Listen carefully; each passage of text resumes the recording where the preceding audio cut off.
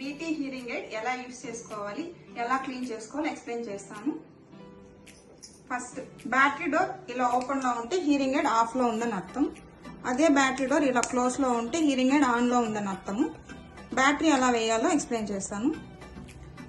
First of all sticker remove చేసేసుకోవాలి. Next round గా ఉండేది లోపలికి ఉండాలి, ఇట్లా ప్లెయిన్ గా ప్లస్ ఉండేది పైకి ఉండాలి.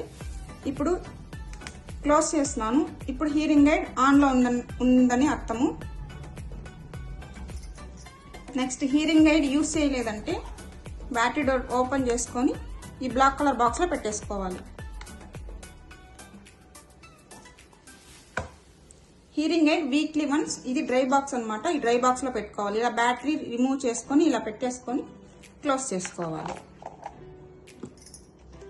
నెక్స్ట్ హీరింగ్ ఎయిడ్ ని ఎలా క్లీన్ చేసుకోవాలో ఎక్స్ప్లెయిన్ చేస్తాను. ఇది క్లాత్ అనమాట, కిట్ లోనే ఉంటుంది. డైలీ 1 or 2 times ఇలా క్లీన్ చేసుకోవాలి. ఇది బ్రష్, ఇది వచ్చి వ్యాక్స్ క్లీన్ చేసుకోవాలి.